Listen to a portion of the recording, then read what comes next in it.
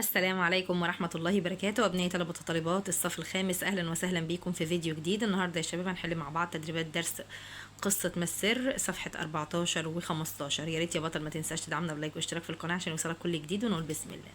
السؤال بيقول لك: فكر أمامك صورة لأنشطة عديدة، ماذا تعرف عن كل نشاط وما الذي تحب ممارسته منها ولماذا؟ طيب احنا هنقول هنا أول صورة دي مهارة الخياطة، ودي بيعمل بها مصممون الأزياء.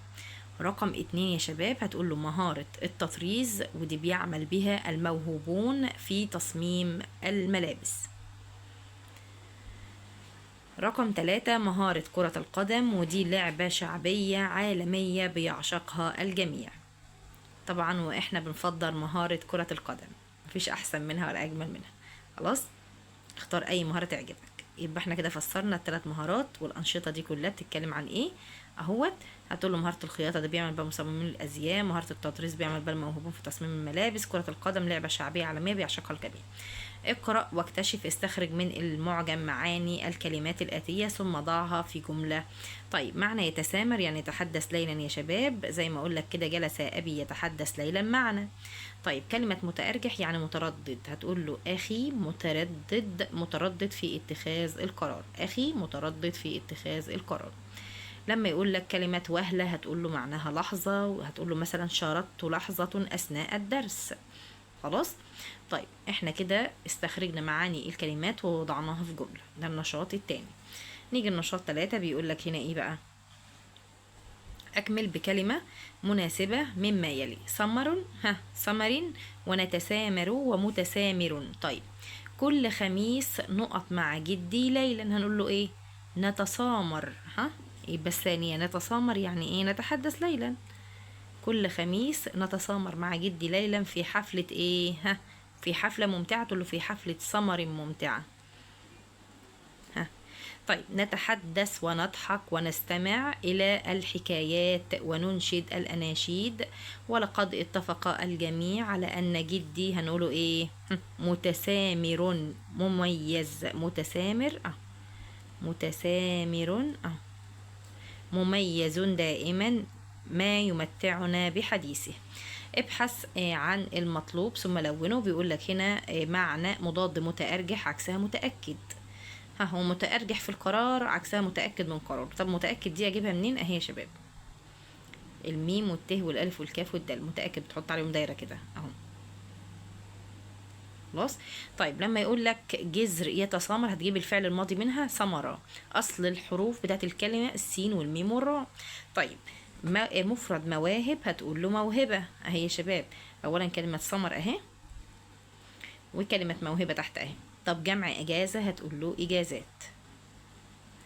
خلاص يا بطل، حلينا صفحة 14. ننتقل لصفحة 15. يا ريت يا بطل ما تنساش تدعمني بلايك واشتراك في القناة. يلا بينا.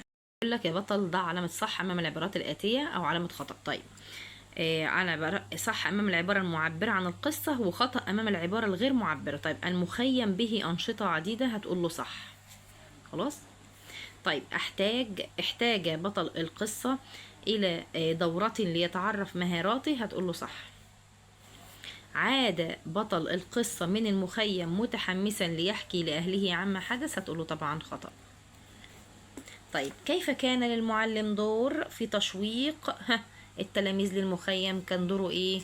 هتقول له أخبرهم عن جمال المكان وعن إعداد برنامج مليء بالأنشطة في اليوم التالي.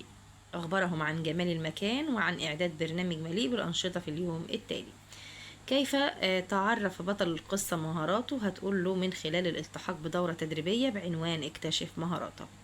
من خلال الالتحاق بدورة تدريبية بعنوان اكتشف مهاراتك. طيب استخرج من النص مفرد مكتبات هتقول له مكتبة.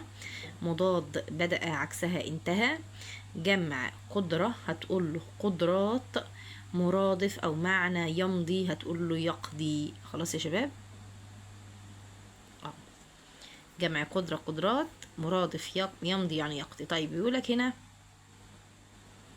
نشاط 2 جيم بيقولك والد البطل ساعده بشكل كبير فكيف حدث ذلك؟ هتقول له ذكر له أن الله أعطانا المواهب والقدرات اللي بتميز كل واحد عن غيره وعلينا أن نكتشفها. ذكر له بأن الله أعطانا المواهب والقدرات اللي بتميز كل واحد عن غيره وعلينا أن نكتشفها. ساعد بطل القصة في جمع الأغراض المهمة التي عليه أن يستخدمها في المخيم برسم دائرة حول الغرض المناسب مع طفشتوي وقميص بكم قصير اللي أنا ظللت لك عليه، اللي هي ديت يا شباب، اللي هي قميص بكم قصير وحذاء بعنق طويلة وكريم واقٍ من الشمس وقبعة. طيب نشاط 2 بيقول لك أعد المحاولة ولا تستسلم. في رأيك كيف طبق صديقنا العبارة في حياته؟ هتقول له التحق بدورة تدريبية ومع انتهاء الدورة اكتشف أن لديه مهارات كثيرة. يبقى التحق بدورة تدريبية ومع انتهاء الدورة اكتشف أن لديه مهارات كثيرة. طيب لمعرفة الذات أهمية كبيرة وقد اكتشف بطل القصة هذا الأمر. اكتب كيف سيكون وقته بالمخيم إذا كان يعلم ذاته ومهارته جيدا. هتقول له سيقضي وقتا ممتعا في المخيم مع أصدقائه. سيقضي وقتا ممتعا في المخيم مع أصدقائه. طيب يا بطل بيقول لك هنا للمشاعر دور مهم في حياتنا. صديقنا كانت مشاعره مختلفة بالقصة، فكيف كانت مشاعر بطل القصة وكيف تحولت وبأي شعور انتهت؟ أول حاجة كانت التردد لأنه لم يكتشف ما لديه من مهارات في البداية خالص. تاني حاجة الخجل، ودي يا شباب عندما رأى أنه لا يمتلك مهارة مثل أصدقائه. خامس حاجة هتقول له الملل والإحباط. هتقول له لأن زميله أو زملائه كانوا متميزين ما عدا هو. رابع حاجة تقول له الملل والسعادة والفرح. آخر حاجة خالص عندما اكتشف أن لديه مهارات أخرى. كده يا بطل وصلنا لنهاية الفيديو. حللنا صفحة 14 و15 تدريبات ما السر. ما تنسوش تدعموني بلايك واشتراك في القناة. باقي التدريبات هتلاقوها على القناة إن شاء الله يا شباب. ما تنسوش تدعموني بلايك واشتراك في القناة. مع السلامة.